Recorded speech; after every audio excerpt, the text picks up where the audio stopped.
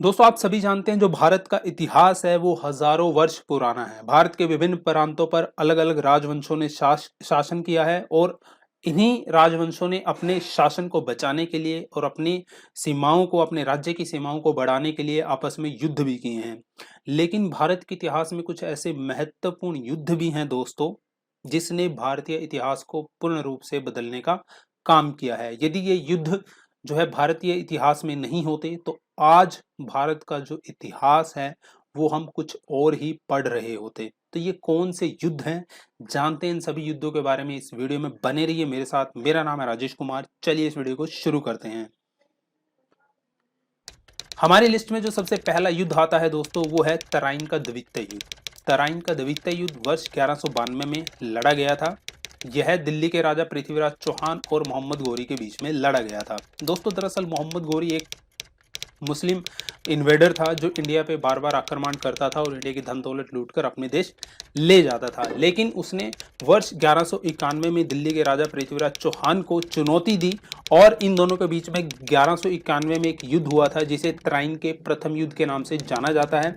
उस युद्ध में मोहम्मद गौरी की बहुत भयानक हार हुई थी और इसी अपमान को अपने मन में लेकर वह वापस अपने देश लौट गया था, जहां पे उसने अपनी सेना को दोबारा बनाया, उसकी सेना की संख्या उसने बढ़ाई और वो वापस आया वर्ष 1192 में और उसने पृथ्वीराज चौहान को दोबारा से चुनौती दी। और वर्ष 1192 में तराइन के द्वितीय युद्ध में जो पृथ्वीराज चौहान थे उनकी हार हुई थी। उनकी हार का एक तो मुख्य कारण यही था कि जो सेना थी मोहम्मद गौरी की वो विशाल थी, और दूसरा सबसे महत्वपूर्ण कारण ये था कि जो और राजपूत शासक थे उन्होंने पृथ्वीराज चौहान का साथ नहीं दिया था।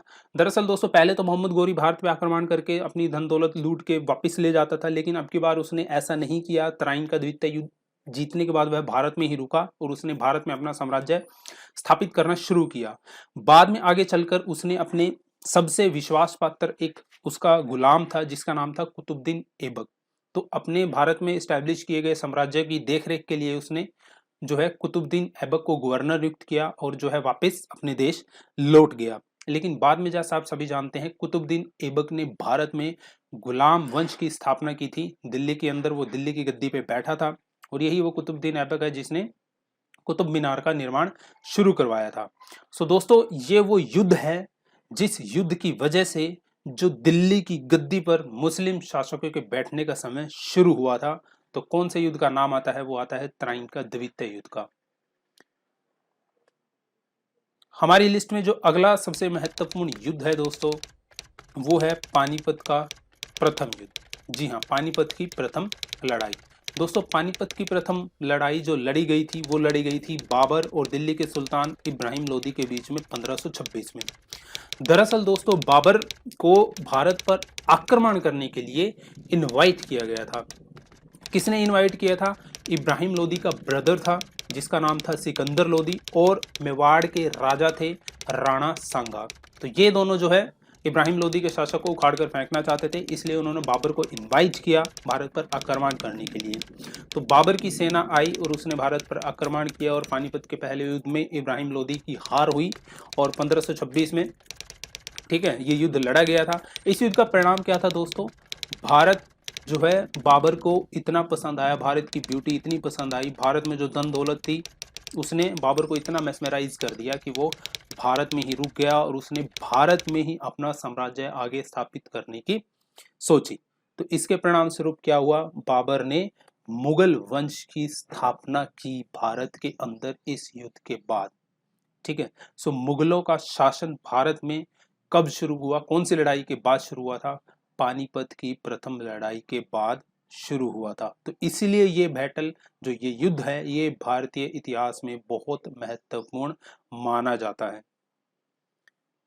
अगली लिस्ट में जो युद्ध है दोस्तों वो भी बहुत महत्वपूर्ण युद्ध है जिसे हम जानते हैं पलासी की लड़ाई से। पलासी का युद्ध दोस्तों, जो पलासी का युद्ध है ये लड़ा गया था 23 जून 1757 को।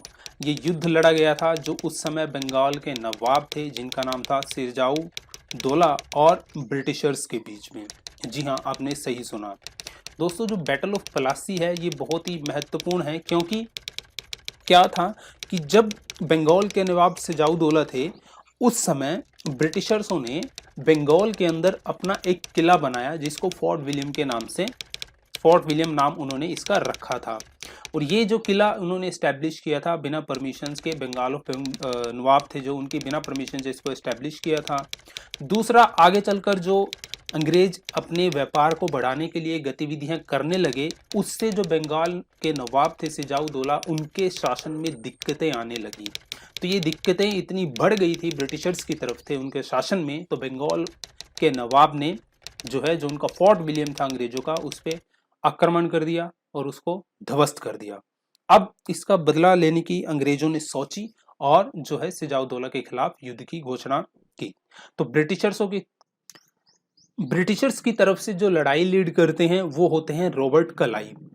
तो रॉबर्ट क्लाइव को एक चिंता खाई जा रही थी, वो ये थी कि जो बंगाल के नवाब की सेना थी वो अंग्रेजों की सेना के मुकाबले बहुत बहुत बड़ी थी, जिससे रॉबर्ट क्लाइव को बहुत ज़्यादा टेंशन हो रही थी। तो वहाँ पर वो एक स्कीम लगाते हैं। वो क्या करते हैं कि जो सिजाउद्दौला के कमांडर होते हैं जिसका नाम होता है मीर जाफर को वो रिश्वत देते हैं और अपनी साइड उनको कर लेते हैं। अब उनकी कमांडिंग में, मीर जाफर की कमांडिंग में 40,000 सैनिक ऐसे होते हैं जो युद्ध में पार्टिसिपेट नहीं करते सिजाउद्दौला की तरफ से, जिसकी वजह से जो सिजाउद्दौला होते हैं वो ये युद्ध हार जाते हैं। अब जो ब्रिटिशर्सों का सपना होता है कि बंगाल के ऊपर कब्जा जमाने का और उसके थ्रू अपनी ट्रेड करने का, वो यहाँ पर सीधा सीधा उनका साकार हो जाता है प्लासी का युद्ध जीतने के बाद। ठीक है, तो प्लासी का युद्ध इसलिए बहुत ही महत्वपूर्ण माना जाता है हमारी हिस्ट्री में। अगला जो सबसे महत्वपूर्ण युद्ध है दोस्तों हमारी हिस्ट्री में, वो है पानीपत का तीसरा युद्ध। जी हाँ, आपने सही सुना, पानीपत का तीसरा युद्ध। पानीपत का तीसरा युद्ध लड़ा गया था दोस्तों अफगान इन्वेडर अहमद शाह अब्दाली और मराठाओं के बीच में। पानीपत का तीसरा युद्ध हुआ था 14 जनवरी 1761 को। देखिए, उस समय जो मुगल वंश था, ठीक है, उसके मतलब कि उस समय ये दौड़ लगी हुई थी कि दिल्ली की गद्दी पर कौन बैठेगा। तो इसी एक पॉइंट को लेकर चलते ये युद्ध हुआ था और इस युद्ध के बाद ये डिसाइड होता कि दिल्ली की गद्दी पर कौन बैठेगा, मराठा बैठेंगे या फिर अफगानी बैठेंगे। ठीक है, सो मराठा की तरफ से इस युद्ध को लीड किया था सदाशिव राव भाऊ ने। ठीक है, और यहाँ पर एक चीज़ मैं आपको बताना चाहूँगा कि इस युद्ध में जो है अहमद शाह अब्दाली विजय हुआ था, उसकी सेना थी जो मराठाओं की सेना के सामने बहुत कम थी, लेकिन फिर भी अहमद शाह अब्दाली इस युद्ध को जीत गया था। क्यों? पहला रीजन तो दोस्तों ये है कि जो मराठा थे, मराठाओं का जहां शासन मुंबई से लेके आप देखिए दिल्ली की दूरी कितनी है। ठीक है, तो इतना दूरी उसकी सेना ने तय की थी, जिसकी वजह से जो उसके सैनिक थे वो थक चुके थे, भूखे मारे मरने लगे थे। दूसरा सबसे इंपॉर्टेंट रीजन ये था कि जो सप्लाई लाइन होती है खाने पीने की, उसको अहमद शाह अब्दाली ने अपने जो इस उसके इंडिया में शासक थे, ठीक है, उसके साथी थे, उसके साथ मिलकर उसने उसकी सप्लाई लाइन को कट करवा दिया था मराठाओं की। तो जिसकी वजह से जो उनके सैनिक थे वो भूख से मर रहे थे और काफी थक भी चुके थे, जिसकी वजह से जो ये इंपॉर्टेंट रीजन माने जाते हैं मराठाओं की इस हार के। ठीक है, तो ये भी एक इंपॉर्टेंट युद्ध हमारे हिस्ट्री में माना जाता है, पानीपत का तीसरा युद्ध।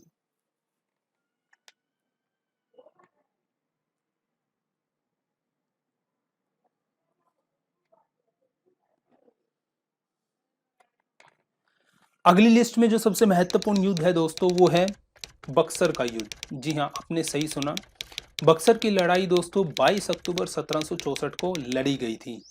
बक्सर दरअसल एक जगह का नाम है जो पटना से 130 किलोमीटर दूर पड़ता है। जो बक्सर की लड़ाई थी वो लड़ी गई थी ब्रिटिशर्स और कंबाइंड फोर्सेस थी मुगल एम्परर शाह आलम II की, सिजाउद्दौला की, नवाब ऑफ अवध की और मीर कासिम की, जो कि नवाब थे बंगाल के। ठीक है, तो ये युद्ध जब लड़ा गया था, इस युद्ध में ब्रिटिशर्स को लीड किया था हेक्टर मुनरो ने। जी हाँ, आपने सही सुना, इस युद्ध को ब्रिटिशर्स की तरफ लीड किया था हेक्टर मुनरो ने। यहाँ पे एक बात देखिए, जो कंबाइंड फोर्सेस थी सभी, चाहे मुगल शाह और सिजाउद्दौला और मीर कासिम की, उनकी संख्या थी 40,000 से ज़्यादा, और जो ब्रिटिशर्स थे वो थे सिर्फ 10,000। ठीक है, फिर भी अंग्रेजों ने ये युद्ध जीत लिया था अपने हक में, उन्होंने इस युद्ध को कर लिया था। और इस युद्ध का परिणाम क्या निकल के आता है वो देखिए आप। जब ये युद्ध अंग्रेज जीत गए थे तो उन्होंने जो मुगल शासक था शाह आलम टू, उसको पेंशन पे भेज दिया था, नजरबंद इलाहाबाद में उसको कर दिया गया था। बंगाल के ऊपर जो दीवानी राइट्स होते हैं, यानी कि टैक्स कलेक्शन का जो राइट्स होता है, ठीक है, वो सीधा सीधा जो है किसके हाथ में चला गया था, ब्रिटिशर्स के हाथ में। अब ब्रिटिशर्स जो है पूरे तरीके से स्वतंत्र हो गए थे बंगाल में टैक्स कलेक्ट करने के लिए और अपने व्यापार को बढ़ाने के लिए। इसके बाद ब्रिटिशर्सों का हौसला इतना बढ़ गया, उन्होंने आगे चलकर जो है बहुत सारे अपने युद्ध जीते, और जो उनका सपना था पूरे भारत पर राज करने का, आगे चल के वो जो है उनका यकीन में बदल गया। हमारी लिस्ट में जो अगला सबसे महत्वपूर्ण युद्ध है दोस्तों वो है बैटल ऑफ तालीकोटा। तालीकोटा का युद्ध, तालीकोटा का युद्ध भी बहुत इंपॉर्टेंट माना जाता है हमारी हिस्ट्री में। दोस्तों आपने विजयनगर एम्पायर के बारे में सुना होगा, साउथ इंडिया का जो कि एक फेमस हिंदू एम्पायर था, बहुत ज़्यादा लग्जरी एम्पायर था, बहुत ज़्यादा वेल एस्टेब्लिश्ड एम्पायर था। तो इस एम्पायर का अंत इस युद्ध के जरिए हुआ था, तो आपको ये युद्ध पता होना चाहिए। और साथ के साथ विजयनगर एम्पायर के बारे में यदि आपने नहीं पढ़ा है तो मैंने वीडियो डाली हुई है विजयनगर एम्पायर के ऊपर, जाइए और वो वीडियो देखिए। दोस्तों जो विजयनगर एम्पायर की तरफ से जो राजा थे उनका नाम था अलिया रामा राय। ठीक है, सो दरअसल दोस्तों ये जो युद्ध जो लड़ा गया था, ये लड़ा गया था विजयनगर के जो शासक थे, अभी मैंने नाम बताया अलिया रामा राय, और दूसरी तरफ थे जो उस समय साउथ इंडिया के आसपास मुस्लिम सल्तनत थी, जैसे कि बीजापुर, बिदर, अहमदनगर और गोलकोंडा। तो इन मुस्लिम सल्तनतों ने मिलकर अलिया रामा राय के ऊपर आक्रमण किया था। देखिए जो अलिया रामा राय की सेना थी वो काफी बड़ी थी, युद्ध वो बिल्कुल जीतने ही वाले थे, लेकिन एन मौके पे क्या होता है, उनकी सेना के ही कमांडर होते हैं मुस्लिम कमांडर, जिनका नाम था गिलानी ब्रदर्स, वो अपने राजा के खिलाफ ही बगावत कर देते हैं, यानी कि अलिया रामा राय के खिलाफ ही बगावत कर देते हैं, और उनकी कमांडिंग में जितनी भी आर्मी होती है वो इनके खिलाफ खड़ी उठती है। अब ऐसा क्या होता है कि अपने ही बंदे जब जो है अपने ही बंदों को मारने लगेंगे आर्मी में, तो ऐसा क्या होगा, एक भगदड़ जो है आर्मी में मच जाती है, और जिसकी वजह से जो युद्ध का पासा होता है वो पूरे तरीके से जो है मुस्लिम सल्तनत के हिस्से में पलट जाता है। और ये युद्ध जो होता है इसमें अलिया रामा राय को पकड़ा जाता है और उनको सर काट दिया जाता है। अब इस युद्ध के बाद जो ये मुस्लिम सल्तनत के लोग होते हैं, लगातार 5 महीने तक जो पूरा एस्टेब्लिशमेंट था विजयनगर एम्पायर का, चाहे वो मंदिर थे चाहे वो फोर्ट थे, उनको तोड़ देते हैं, पूरे तरीके से मिट्टी में मिला देते हैं, और जितनी धन दौलत होती है वो लूट कर ले जाते हैं। ठीक है, इसके बाद जो विजयनगर एम्पायर है वो कभी उभर कर सामने नहीं आता। तो एक तरीके से जब भी ये आता है क्वेश्चन की, जो अंत हुआ था विजयनगर एम्पायर का, जो पतन हुआ था वो कौन से युद्ध के बाद हुआ था, तो हुआ था बैटल ऑफ तालीकोटा के बाद।